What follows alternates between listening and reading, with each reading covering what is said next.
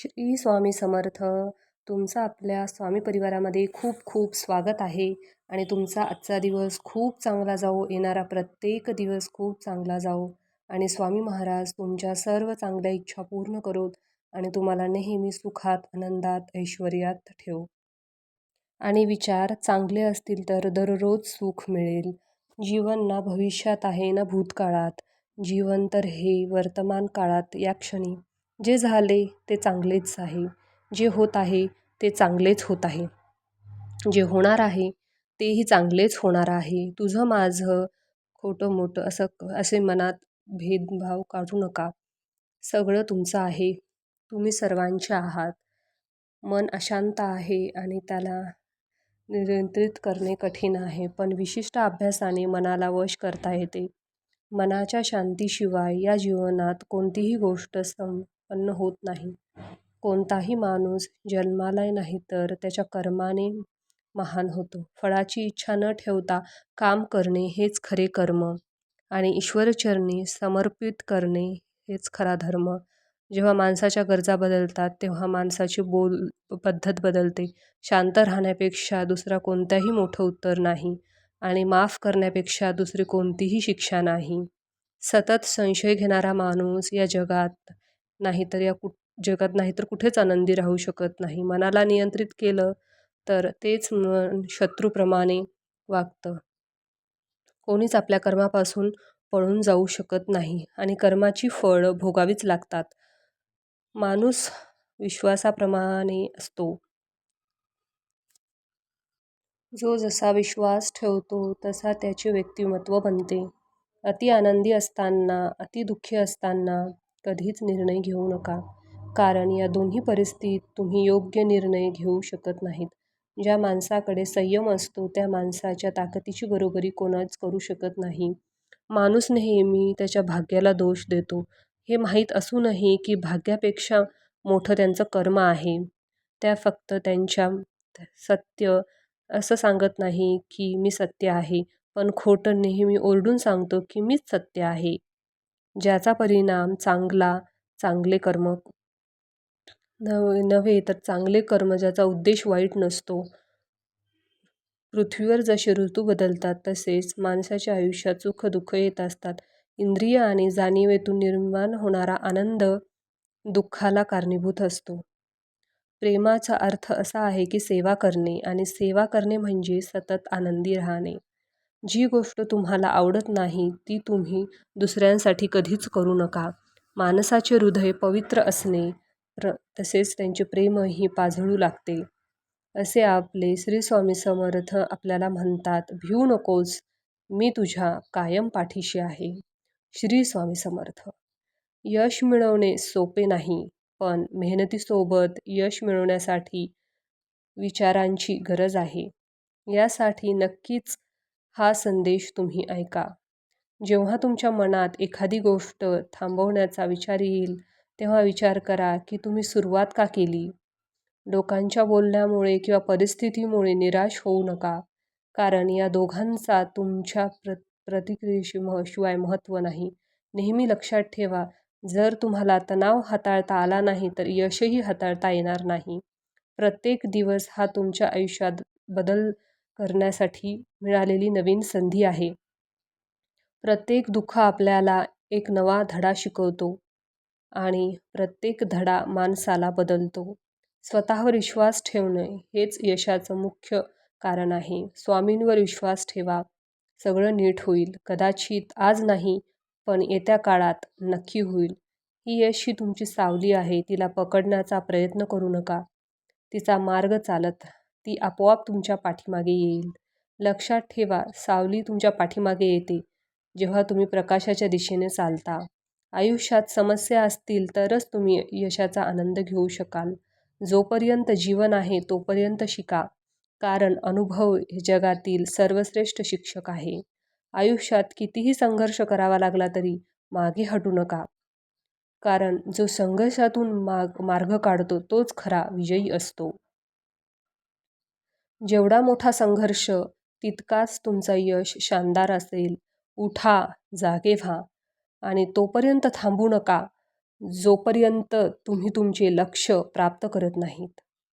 एक वेळ येईल, एकच काम करा आणि ते काम करताना त्यात आपला पूर्ण आत्माही घाला आणि बाकी सगळं विसरून जा आणि यश फक्त तुमचेच असेल. जोपर्यंत तुम्ही स्वतःवर विश्वास ठेवत नाहीत, तोपर्यंत तुम्ही देवावरही विश्वास ठेवू शकत नाहीत. लोक तुमची स्तुती करून किंवा निंदा करो, तुमचं लक्ष तुमच्यावर कृपा किंवा नका करू, तुमचा मृत्यू आज हो या उद्या हो. आपल्या मार्गावरून कधीही भटकू नका. गरज संपली की विसरणारे फार असतात. गरज नसताना आपली आठवण काढणारे फारच कमी असतात. गेलेला काळ कधीच बदलता येत नाही पण येणारा काळ आपल्या हातात आहे. जास्त नाही, पण एवढे नक्की यशस्वी व्हा की आपल्या आईबाबांची इच्छा पूर्ण करता येईल. जर तुम्हाला आयुष्यात काही मिळवायचे असेल तर प्रसिद्धी बदला, ध्येय नाही. आयुष्य हे पुढं जाण्याचे नाव आहे, थांबायचं नाही. जर तुम्हाला सूर्यासारखं चमकायचं असेल तर तुम्हाला सूर्यासारखं जळावं नक्कीच लागेल.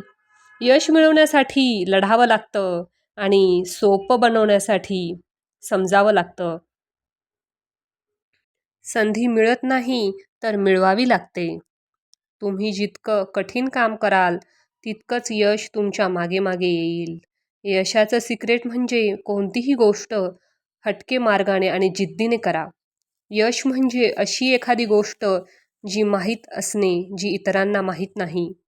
प्रत्येकालाच पहिल्या प्रयत्नात यश मिळेल असं नाही, पण अपयशाने हरून न जाता यश हे मिळणारच आहे.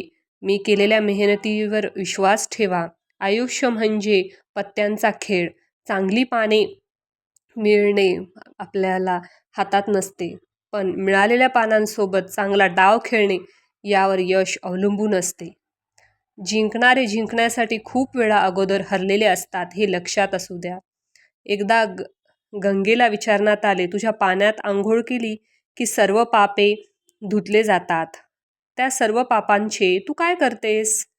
ती म्हणाली, मी समुद्रात नेऊन टाकते. समुद्राला विचारण्यात आले, तू त्या पापांचं काय करतो? समुद्र म्हणाला, मी ते ढगात नेऊन टाकतो.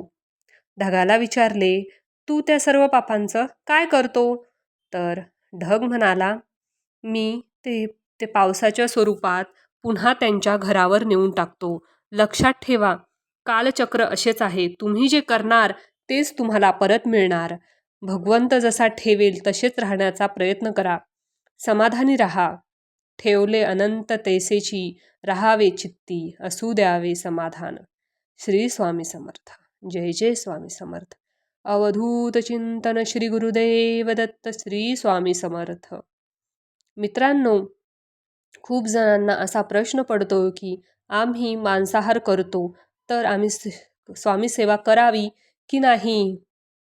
मग मांसाहार केल्यावर स्वामी सेवा, इतर देवतांची सेवा कराव्यात की नाही? पण मांसाहार करायचा नाही पण अडथळा बनून मध्ये येतो.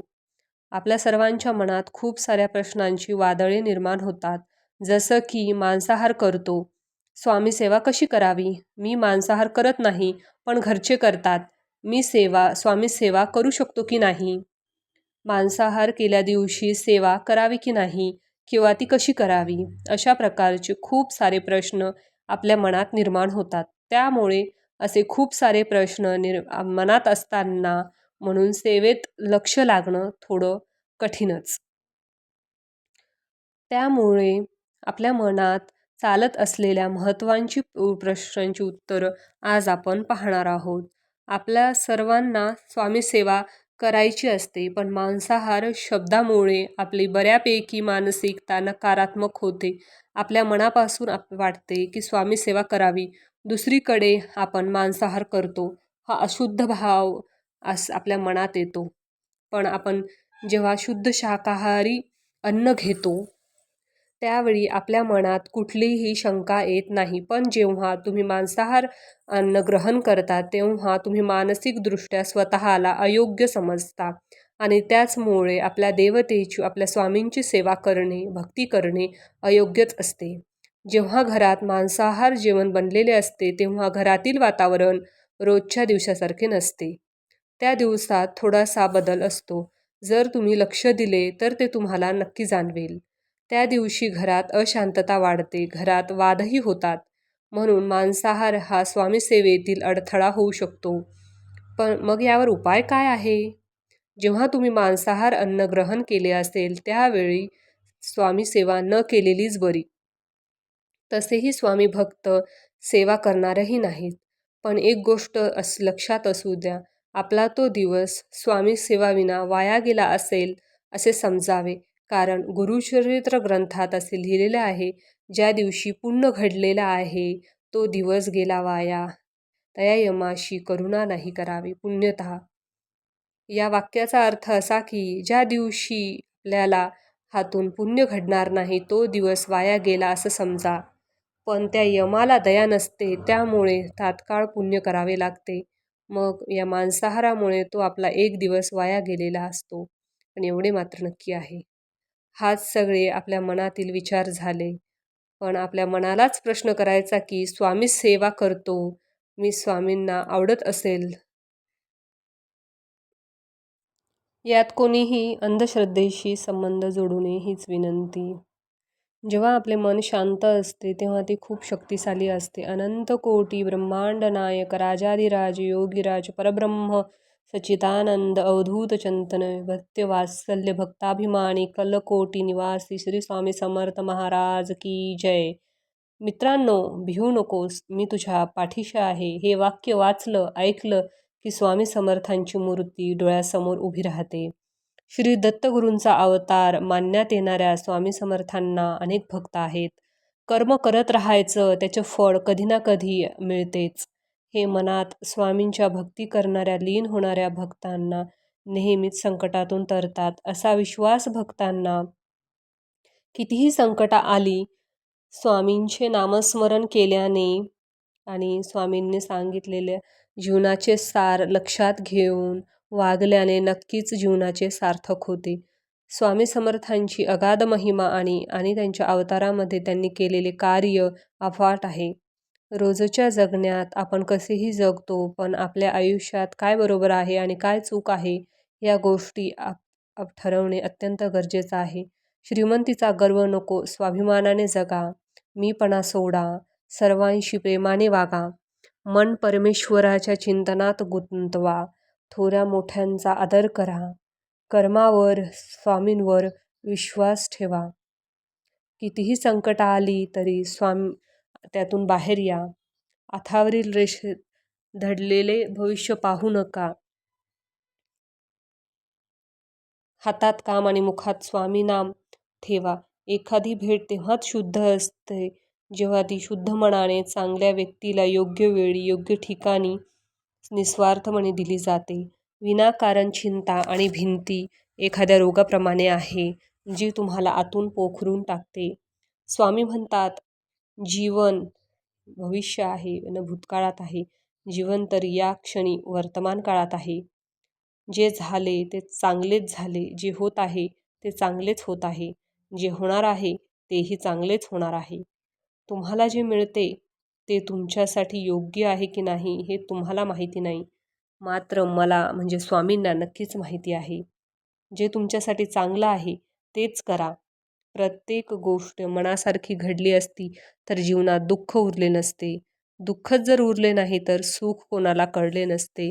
सज्जन व्यक्ती कल्याणासाठी, दुष्ट व्यक्ती विनाशासाठी असते.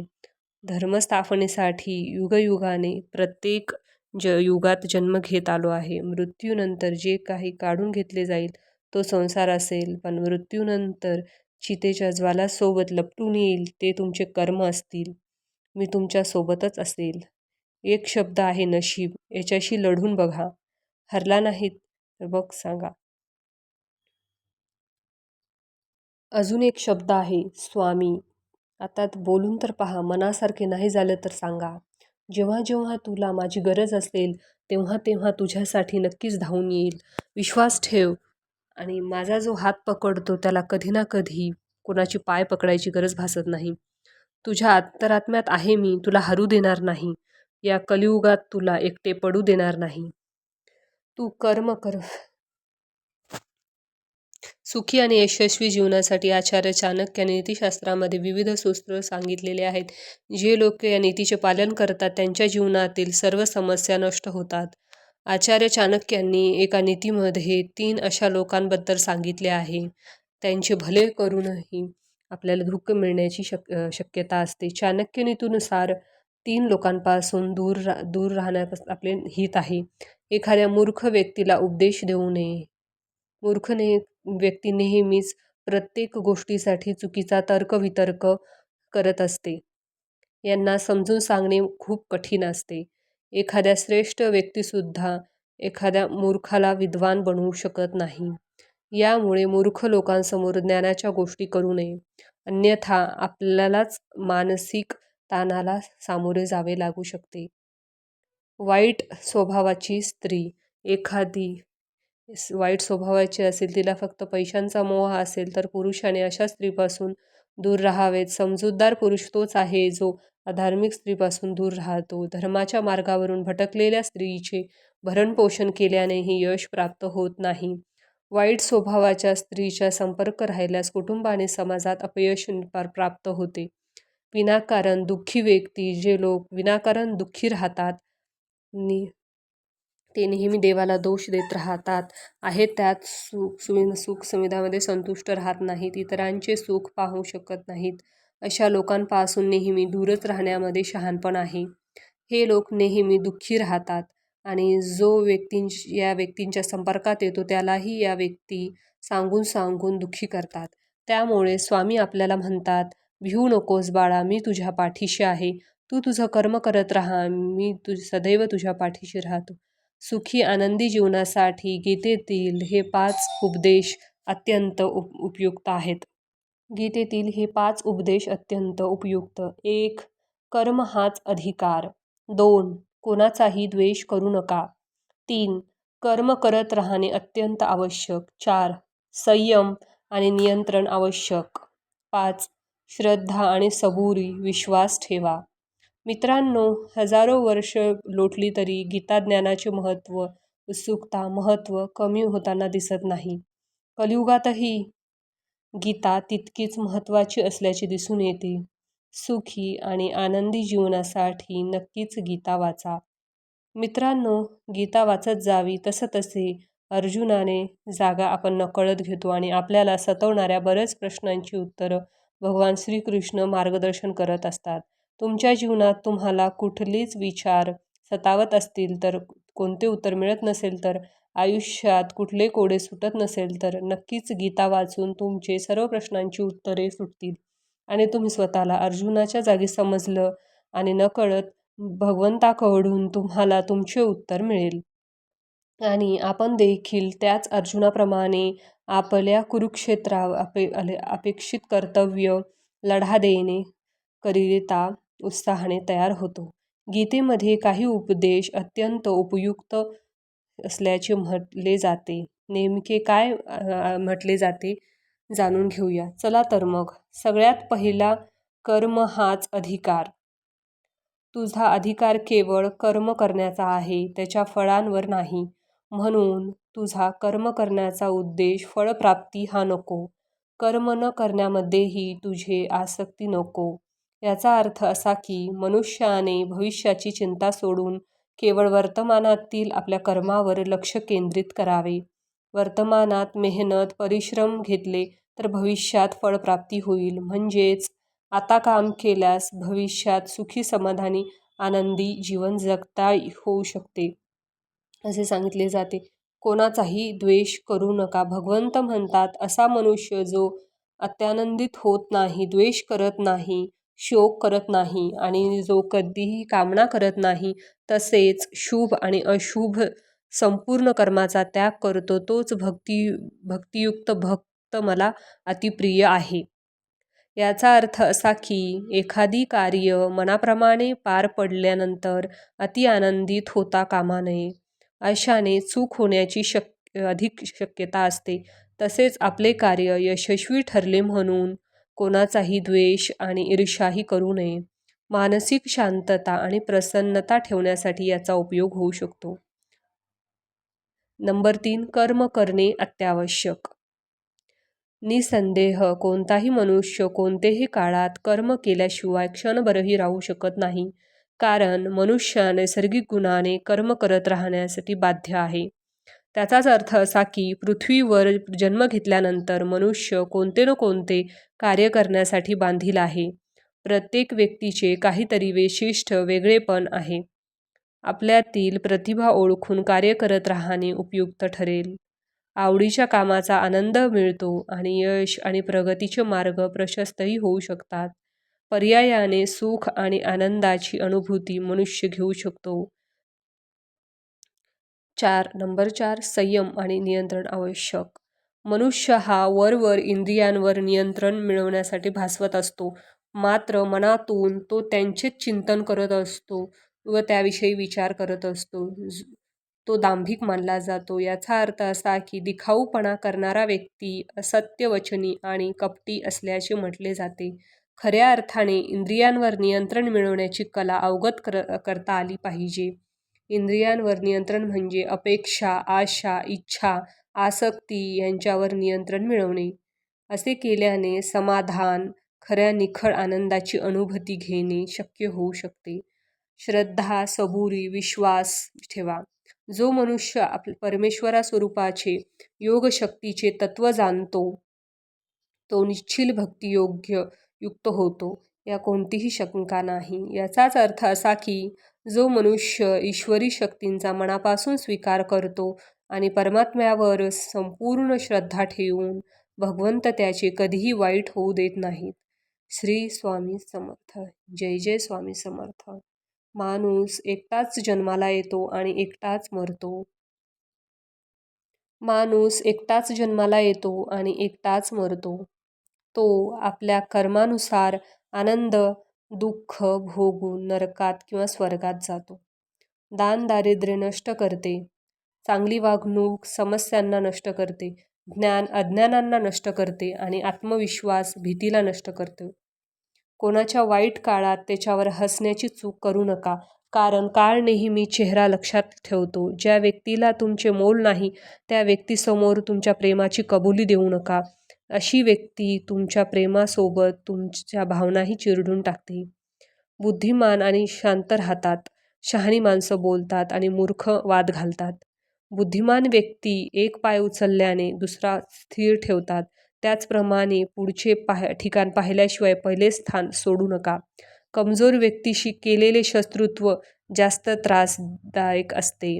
कारण ती व्यक्ती अशा वेळी तुमच्यावर हल्ला करू शकते जिचे तुम्ही कल्पनाही केलेली नसते.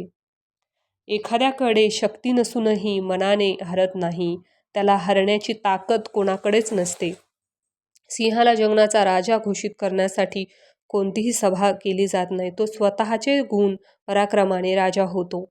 प्रथम लहान कार्य पूर्ण करून सर्वात मोठे कार्य साध्य करता येते. हे रागाच्या जंगली हत्तीला पकडण्यासाठी वापरले जाणारे जाड रस्सीसारखे आहे. जुन्या आठवणींमध्ये विसरून जाऊ नका. तुम्हाला पुढे जायचे आहे. त्यासाठी आत्ता जे आवश्यक आहे ते करा. जो माणूस आपल्या निंदा शांतपणे ऐकू शकतो तो सर्व काही जिंकू शकतो.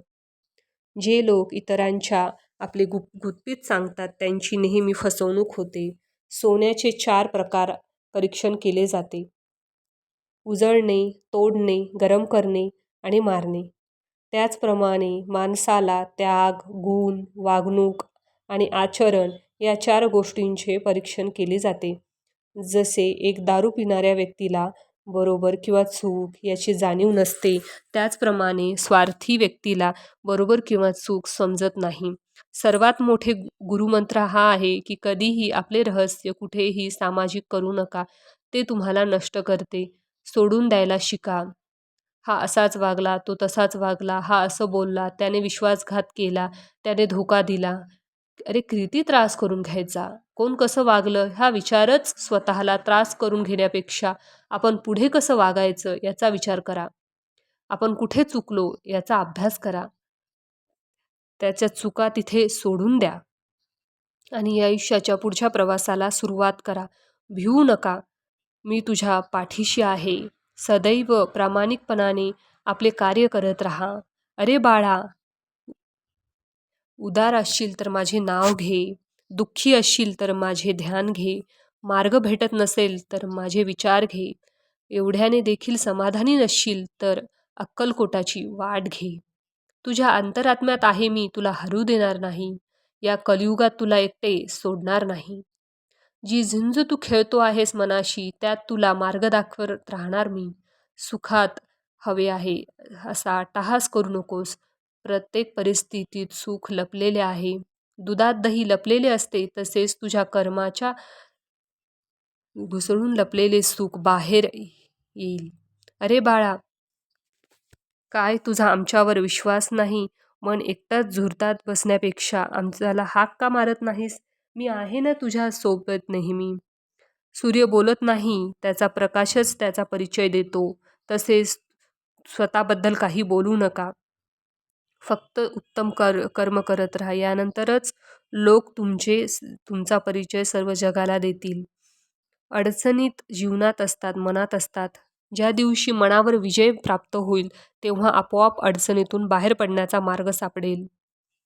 तुला जर वाटत असेल, कशाला स्वामींना त्रास द्यायचा आपले दुःख सांगून, अशा वेळी समज घरात खरा तू त्रास आता देत आहेस काही न सांगून. जीवनात कुठलीही वळण आले तरी स्थिर राहा, कारण तुला स्थिर मनात माझे प्रतिबिंब दिसेल. विवेकबुद्धीने विचार करून निर्णय घेतला असेल तर माघार घेऊ नकोस. आपल्या निर्णयावर ठाम राहा आणि घेतलेला निर्णय कृतीत उतरव. कोणी तुझे ऐकत नसेल तर मला सांग. माझ्यातून तुला ऐकू जायला हवे ते त्याच्यापर्यंत ऐकू नक्कीच पोहोचेल. नामस्मरण कधीही कर्माचा त्याग करायला सांगत नाही. कर्माचा त्याग करून नामस्मरण करण्यात कुठलाही अर्थ नाही. बाळा, मला तुझी काळजी नाही तर तुझ्याविषयी प्रेम आहे. तुला मार्ग दाखवायला सदैव तयार असतो. फक्त एकदा मला हाक मार. तुला भीती वाटत असेल तर, तुलाही मार्ग दिसत नसेल तर डोळे बंद करून माझे ध्यान कर. अशाने माझ्याशी संवाद साधशील. वाईट काळात साथ सोडलेल्या लोकांकडे लक्ष देऊ नको. पण ज्यांनी वाईट वेळेत साथ देऊन चांगली वेळ आणून दिली आहे, त्यांचं कधी मोल विसरू नकोस. विचारांवर लक्ष ठेव, त्यांच्याशी शब्द होतात. शब्दांवर लक्ष ठेव, त्याचे कृतीत उतरतील. कृतींवर लक्ष ठेव, त्या कारणनिमित्त बनतात. सबबींवर लक्ष ठेव, त्यातून चरित्र बनते. चारित्र्यावर लक्ष ठेव, त्यातून आपले भविष्य घडते. असे म्हणतात, काळजी करणारी माणसे भेटायला भाग्य लागतं आणि अशी माणसं आहेत आपल्या आयुष्यात हे कळायला जास्त भाग्य लागतं. आपला पूर्ण वेळ स्वतःला घडवण्यासाठी खर्च करावा, म्हणजे इतरांना दोष देण्यात आपला वेळ वाया जाणार नाही आणि इतरांचा दोष पाहायला वेळ मिळणार नाही. नियत कितीही चांगली असू दे, आपल्या दिखाव्यावरून आपली किंमत ठरवत असतो. म्हणून आपला दिखावा कितीही चांगला असो, परमेश्वर आपली नियत ओळखून आपल्याला फळ देतो. आपण आपले काम नेहमी वाहत्या पाण्यासारखे करत राहिले पाहिजे. त्यात प्रामाणिकपणा असेल तर त्या वाहत्या पाण्याला जो काही वाईट कचरा असेल तो आपोआप किनाऱ्याला लागतो. ध्येय साधणे कितीही कठीण असो, मनात जर आत्मविश्वास असेल तर अशक्य काहीच नाही. जे कर्मच करत नाहीत तेच कायम नशिबाला दोष देत राहतात. त्यांच्याकडे तक्रारीचा कायम ढीग असतो. हातावरील रेषा मध्ये दडलेलं भविष्य पाहून त्याच हाताने प्रामाणिकपणे कर्म करा आणि मुखात स्वामींचे नाव असू द्या. तुम्हाला कोणत्याही ज्योतिषाकडे जाण्याची गरज भासत नाही.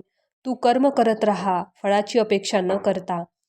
कर्म करणे हे तुझे कर्तव्य आहे आणि तुझ्या कर्माला योग्य ते फळ देणे ही माझी जबाबदारी आहे. कोणाचीही सध्याची स्थिती बघून त्याची खिल्ली उडवू नका, कारण काळ इतका सामर्थ्यशाली आहे की तो सामान्य कोळशाला देखील हळूहळू हिरा बनवतो. कधीच कोणाच्या डोळ्यात पाणी येऊ देऊ नका. भलेही हसताना आले तरी अश्रूंचे कारण तरी बनू नका. जीवनात वाईट वेळ आली किंवा चांगली वेळ कशीही असू दे, पण चांगली वेळेत वाईट कामे करू नका, जेणेकरून वाईट वेळेत लोक सोडून जातील. काही वेळांनी ते तुम्हाला मुद्दाम अनपेक्षित संकटे देतील, कारण ते आपले कोण आहेत, परके कोण आहेत याची ओळख करून देण्यासाठी. वाईट व्यक्ती अनुभव देते आणि चांगली व्यक्ती साथ देते. किती दिवसाचे आयुष्य आहे? आयुष्य आहे तर उद्या नाही. जगावे हसून खेळून, कारण या जगात उद्या काय होणार हे कोणालाच माहिती नाही. रानात तण आणि मनात ताण कधीच ठेवू नका. रानातले तण पिकाचा नाश करते आणि मनातले ताण जगण्याचा सर्वनाश करते. स्वामींचे नामस्मरण हा ताणाचा सर्वनाश करते आणि जीवनाचे सोने करते. समतोल मनासारखे कुठलेही व्रत नाही, समाधानासारखे कुठलेही सुख नाही, लोभासारखा कुठलाही आजार नाही, दयेसारखा कुठलेही पुण्य नाही. श्रीमंतीचा गर्व करू नका, स्वाभिमानाने जगा, मीपणा सोडा, सर्वांशी प्रेमाने वागा, थोरा मोठ्यांचा आदर करा, मन परमेश्वराच्या चिंतनात गुंतवा. नाशवंत हा देह सारा उद्या भुगून जाईल. काय कमविले काय जमविले कधीतरी मातीमोल होईल. दोन शब्द प्रेमाचे घेरे सदामुखी, प्रेमाने जग जिंकी, मन होतील सर्व सुखी. सुखासाठी कोणापुढे हात पसरू नका, उगाच वेळ वाया जाईल. त्यापेक्षा दुःखाशी 2 हात करा, चांगली वेळ नक्कीच येईल. माझा हा निवांत क्षण नसून तुझ्या कर्मावर मी नजर ठेवून आहे. वर्तमानात असताना नामात राहा. तू स्वतः निस्वार्थ कर्माचा लागतो. कोणाच्या आशेवर मदतीवर अवलंबून राहू नकोस, कारण त्या लोकांवर येणाऱ्या फळावर तुझाच अधिकार आहे. मितभाषी असतो सदा सुखी, व्यर्थ बोलेल सदा दुखी. पण सामर्थ्य रोज नाम जपावे, कधी न विसरावे. मनुष्य जन्मी मिळतो एकदाच, स्वामी नामात आनंदात असो. एक भास असं एक विसावा, नित्य स्वामी दिसावा. स्वामींची आठवण यावी तो दिवस नसावा, हृदयाच्या प्रत्येक कणाकणात नित्य स्वामी वसावा. कोणाला आपले करायचे मनाने करा, केवळ मुखाने करू नका. कोणाला राग व्यक्त करायचा असेल तर मुखाने करा, मनाने नाही. आचार विचार घरातली आखणी आहे, प्रेम घराचा पाया आहे. थोर माणसे घराच्या भिंती आहेत, सुख हे घराचे छत आहे, जिव्हाळा हे घराचा कळस आहे, माणुसकी ही तिजोरी आहे आणि आपापसात प्रेम ही धनदौलत आहे आणि नामस्मरणात इतका आत्मा आहे. चिंता तुला सतवत असेल, भीती तुला त्रास देत असेल, कुणी नसेल तुझी साथ देत, घाबरू नकोस. नको काढू फळ मग, नको मागू स्वार्थ नको माणूस मन. मी तुझाच आहे प्रत्यक्ष आणि सगळ्यांना ठामपणे स्वामी आहे नमन. माझ्यावर प्रेम आहे तर माझ्या विचारांचे पालन कर. कोणीही तुझे काही बिघडू शकणार नाही. नित्य माझे नामस्मरण कर. निस्वार्थ कर्म आणि एकच धर्म आणि बाकीच्या मनाचा पसारा कर्म करता करता नाम घेत जा.